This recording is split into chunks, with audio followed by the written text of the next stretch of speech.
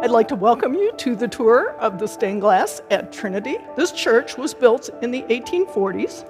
Richard Upjohn was the architect, and this is one of the first Gothic revival buildings in the United States. The return to elements of medieval Catholic church building to enhance Anglican worship.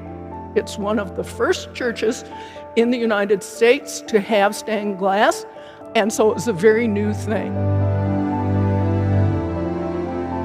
This was an extremely prominent window when it was put in. They had to import the glass, which came over already colored from Germany. Upjohn, the architect who was very involved in the creation, hired a local artist named Abner Stevenson to help make it. Upjohn put up a shed in the churchyard, and that's where the glass was made. And that just sort of indicates how highly experimental this glass was at the time it was made, because people weren't doing this. This is one of the very first examples. Let's all get up and go stand on the chancel.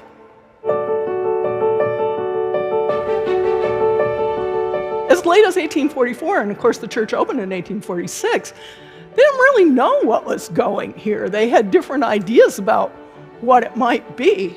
And if you know the Transfiguration, of course, this is a scene where Christ appears in a heavenly sort of way with his three apostles who see it. And there's a famous painting of this by the Italian Renaissance artist Raphael. It is this that presumably they wanted replicated in glass, but it's not what they got. What they ended up was, of course, Christ in the center, as he would have been in a Transfiguration, and he's surrounded by the evangelists. And each evangelist has a traditional symbol. And we'll see this again when we go to All Saints.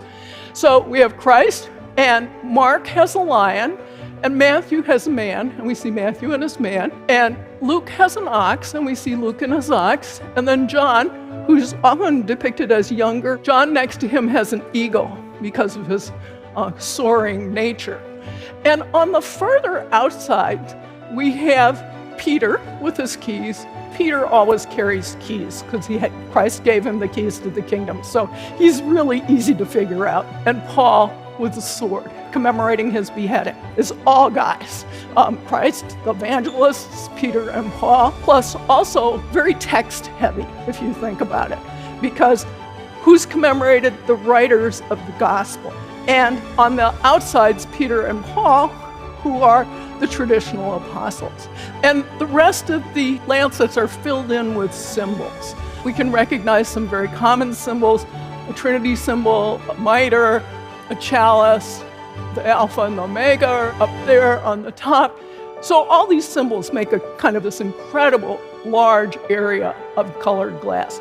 Stained glass had not been a traditional Protestant thing. But if we think about the message conveyed, it's actually quite a traditionally Protestant message with this emphasis on text and the founders of the church. And when we go to All Saints, you'll see a different program. This building, All Saints Chapel, was added in 1913. The whole imagery in this chapel is tied up to the book of Revelations.